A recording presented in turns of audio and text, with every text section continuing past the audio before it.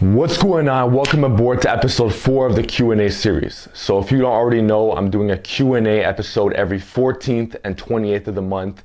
And whichever episode I'm doing, if you want your questions to be in the next episode, simply put your questions down below in the comment section and I'll do my best to try to answer them in the next episode. But as far as the brand is concerned, I'm working on a lot of stuff behind the scenes, and within the next couple months, I'll be proud to announce one big project I've been working on. That's why the uploads have been a bit on the shorter end.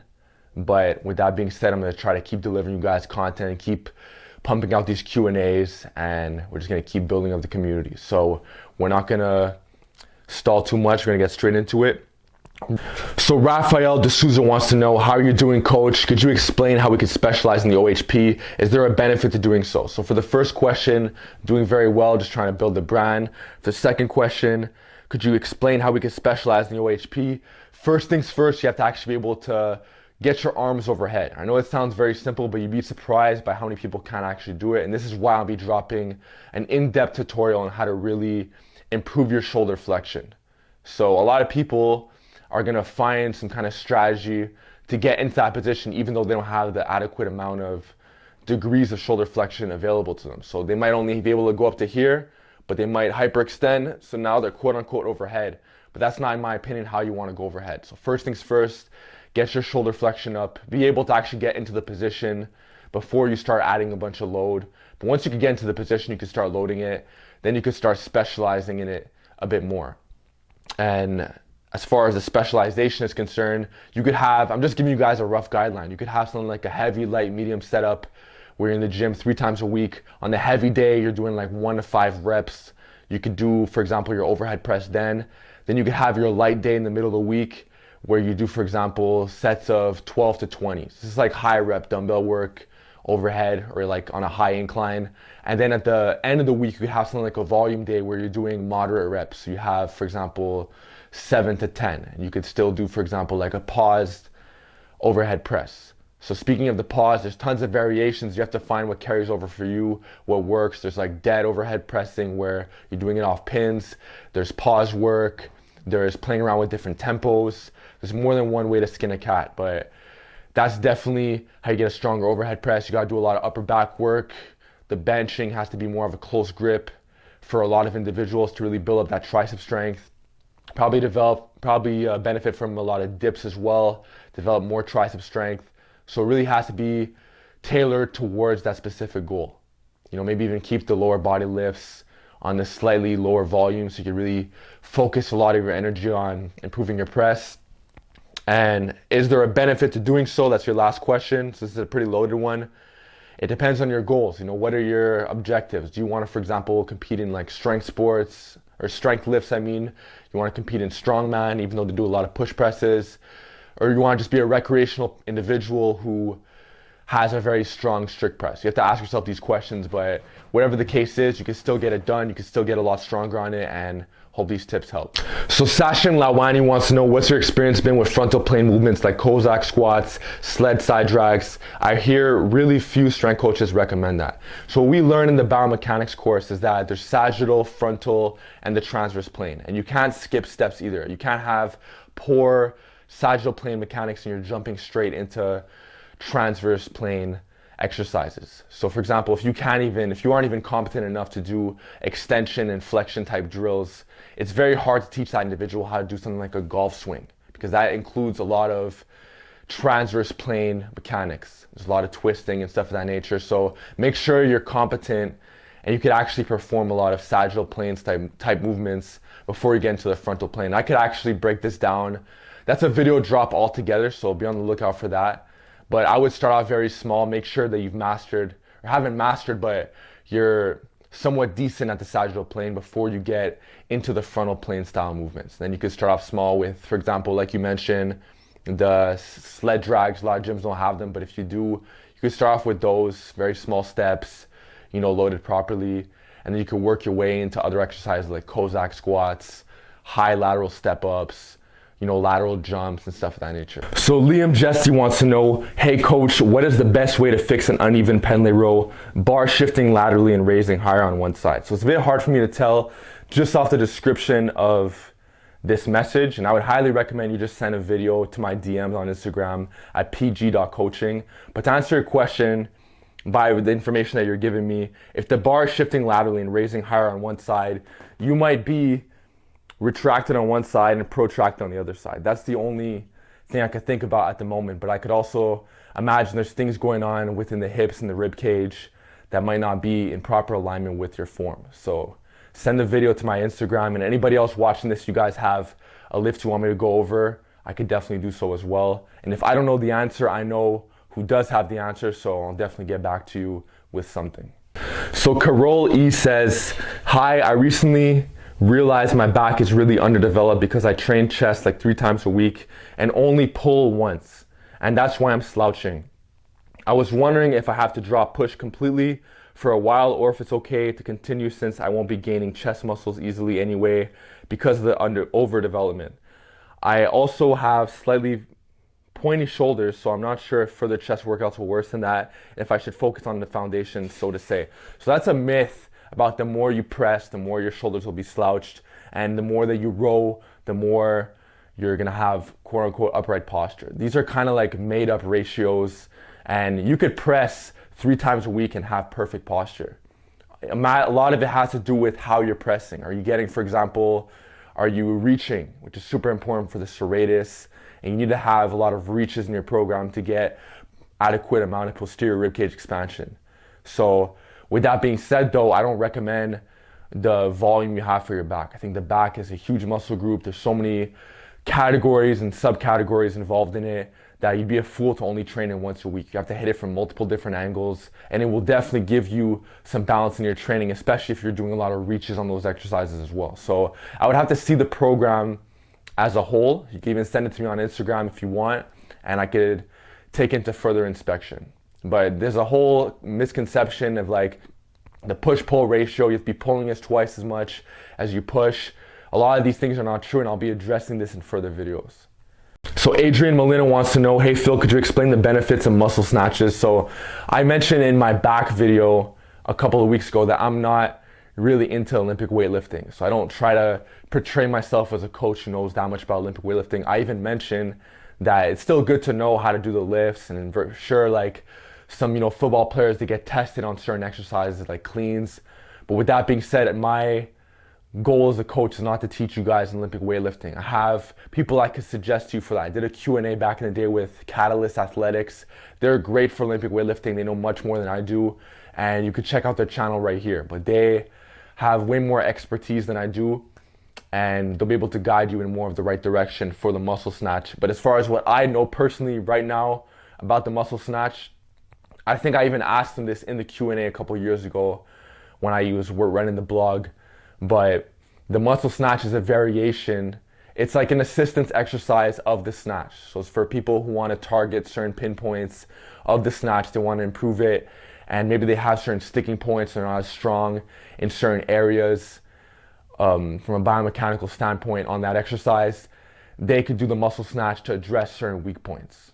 And as far as like bodybuilding is concerned, people who want to really build muscle, I've actually seen people do muscle snatches to build up their traps. But with that being said, it's pretty technical, and most people aren't able to do it. Most people aren't even able to get their arms overhead because they lack a lot of shoulder flexion. So hope that answers your question. So Toby Alter wants to know, what's your biggest motivation in life that keeps you going? So before I even answer this question, I want everybody who's watching the video right now, take a moment to go on Toby's channel. Did a Q&A with him back in the day, and just give his channel a look. Subscribe to his channel, just show his page some love. This guy puts in a lot of work. He has a lot of like philosophical style content, super strong, just a great experienced, advanced lifter overall, and he's natural as well. So I'm not one of these guys who's like, oh, he's natural, he's not, I really don't care. But he's a good example of what you could achieve naturally, especially if you have like, great genetics, you keep climbing up that ladder. He has a great physique. He comments on some of my videos saying I have a good physique when I'm the one saying like, I want to get your physique. He's like bear mode, super big, stacked, but show his channel some love. As far as the question's concerned, my biggest motivation in life that keeps me going, it's just, I'm going to try not to get too carried away into it, but I've seen what lifting has done for me. not only on a physical level, but from a discipline standpoint, it really did enhance my life. It really taught me a lot of lessons. I'm not just talking about from sleep, nutrition, and training. It goes a lot deeper than that. Like I've mentioned, a lot of my philosophical style videos, but I've seen what it's done for me. I've seen what it's done to my confidence, and just the way I carry myself is so much different. I feel like I'm a good role model to a lot of people, and it's a good feeling. And not only that, but I've seen the impact that it's had on a lot of other people. I've seen people who were, on a very negative path and weren't really doing much for their lives. Then they've gone to weightlifting, and now everything's so much more positive. They're speakers, they're influencing the youth, and it's just a great feeling overall to know that you're contributing to society in a very positive way. So that's definitely what keeps me motivated. I know, for example, when I have kids down the line, I'll be a good role model to them as well. To the community, all that kind of stuff, my channel. It's just good feeling to know that you're just helping people get more fit and just, feel better about themselves and get moving and not just be too sluggish. That's personally what gives me a lot of sense of fulfillment. So Matt Retsinas wants to know, hey Phil, been lifting 2-ish years with about 1 year, quote unquote, properly. I'm 6 foot, 180 and still haven't hit a 225 bench. Currently at around 200 pounds. Best way to reach a 225 bench when you struggle with the lift. Example, frequency, rep ranges, in case you want to know about the programming standpoint. So if you want to get a stronger bench press, I would highly invite you and recommend you to check out a lot of powerlifters, because powerlifting channels, they've mastered the art of the bench press. So they'll give you all the tips, and I could even make a video down the line on bench pressing as well, which you could check out. But if you check out powerlifters, guys who've benched over 400 pounds, which is literally twice as much as what you're describing right now, they're going to give you a lot of tips on leg drive, arching, just proper, the right grip width, all the ins and outs, assistance exercises. So that's super important as well.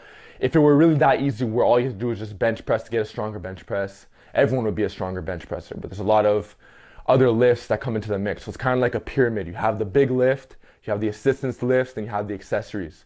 So you have to find what lifts help you. It may not be as important with where you are right now. Probably just get the 225 bench without even thinking too much about assistance and accessories, just by cleaning up your form and just giving it a bit more time and just learning the execution of it.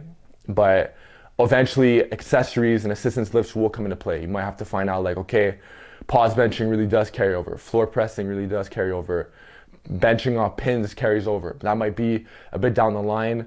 For now, just get your triceps stronger, get your pause bench stronger, basic lifts, basic protocols.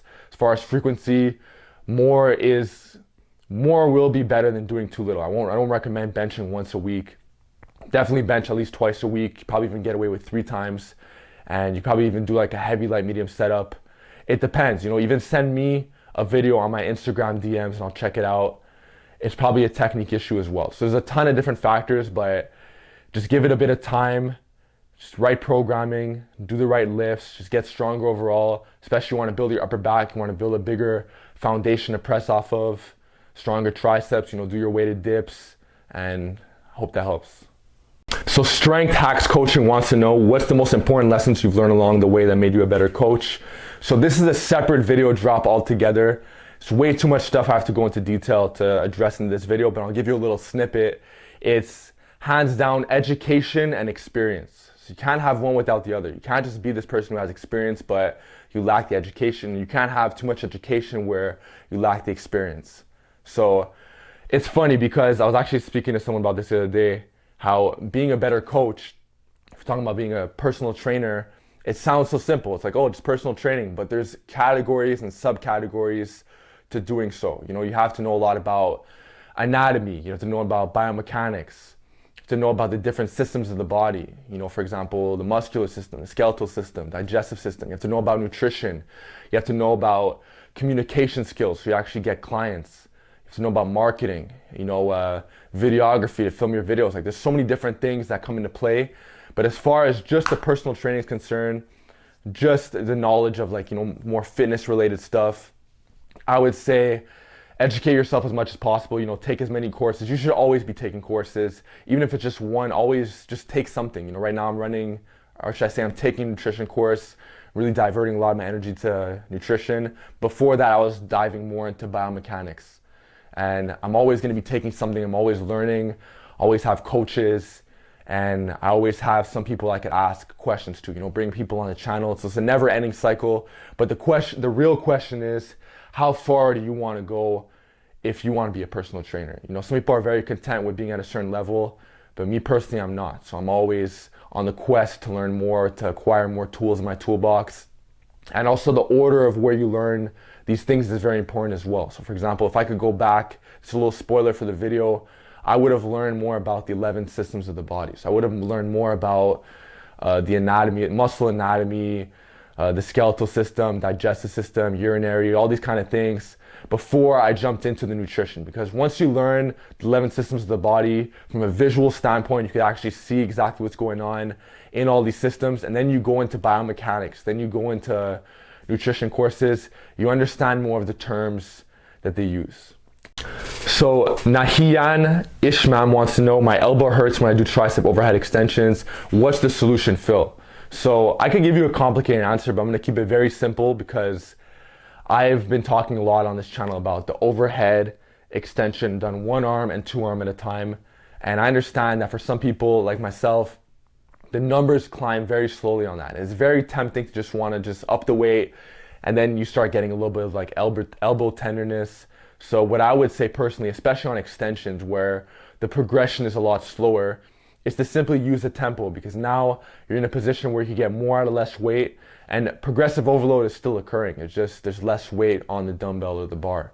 So for example, if you're used to doing, let's say, 40-pound dumbbell, one arm overhead extension, and you're getting elbow pain from that, you could simply drop it to 30 pounds, and now you use a tempo. So you could have, for example, like a 5-second eccentric, 5, 4, 3, 2, 1. You could have like a 3 to 5 second pause, 1, 2, 3. And you could even, if you're really searching for getting more out of less weight, you could even have a tempo on the concentric. So as opposed to just launching it up, you could have like a 1, 2, 3. So you could have like a 3, 3, 3 tempo. That'll definitely help you get more out of less weight, and you'll still build bigger triceps in the process. So last question of the week, Juggernaut Lifts wants to know, 2 forearm questions. How important is training ulnar and radial deviation for forearm size? Does the isometric contraction and reverse curls train your wrist extensors well enough for size? Or do you recommend isolating them with wrist rollers or wrist extension exercise? Also, I'd love it if you made an open, in-depth video about forearm anatomy and talked about which muscles are most important for size. So to answer your first question about ulnar and radial deviation, for those of you who don't already know, ulnar is when your wrist goes on the pinky side, radial is when it goes on the thumb side. And a nice little way you could remember this, because I don't remember some of these terms a lot of times, is like, for example, with the supination. This is pronation, supination. I think it was Elliot who spoke about this back in the day. It's like you're holding soup. It's just super easy to remember. Ulnar, it's like has a U, it's pointing down the U, so it's like, okay, pointing down. Like, that's personally how I remember some of this stuff, because sometimes it just doesn't stick. But you could also remember it just by doing the exercise yourself. So for example, I spoke a long time ago in one of my forum videos about the ulnar and radial deviation and how you could incorporate it into lifts like the hammer curl. So if you're doing like a seated hammer curl and your goal is to get the biggest forms possible, you could try it out for yourself. Do it in your next arm workout. Next time you train your arms, either in your session, do a hammer curl, do ulnar at the bottom with the dumbbell, and then when you're coming up to the top, do radial. And you do feel a very unique contraction in those parts of the forearms. So I would definitely add those in if the goal is forearm hypertrophy, you're trying to get the biggest forearms possible. Then to answer the next question, isometric contraction and reverse curls is important for size. If you look at a lot of arm wrestlers, they do a lot of reverse curls, they do a lot of iso holds. I definitely recommend pause reps and isometric holds for forearm training, but I'm more on the side of like pause reps. So for example, you could do that same hammer curl we're talking about with the ulnar and radial deviation, get a like 1 to 3 second pause at the top, and it will definitely help bring up those forearms. It might be more on the side of the brachioradialis, but as far as the wrist roller you're talking about, you could do that as well. So you could do, for example, at the end of like a volume day, try out the wrist roller, do sets of like 3 minutes, 3 sets each, really get a lot of quote unquote time under tension. And you can just do both sides, and the front and the back of your forearms, the extensors and the flexors will be toasted because you train those functions, and you're also getting the flexion with the elbow flexion. So you want to target different parts of it. You could also, as a little side bonus, you could have like some fat handle work. Definitely helps build the forearms as well. And that's about it. So that wraps up the Q&A. Hope you guys got some value out of today's episode. I really got to get going. I've been shooting all morning, so that's why I'm like a bit restless right now. But let me know what you guys think in the comment section below. Post your questions for the next Q&A in the comment section below. And I'm really excited for the next episode. I'm really excited to drop more content for you guys. Hope you guys enjoyed it. Feel free to subscribe to the channel and like, comment, all that good stuff. And I'll see you guys next time.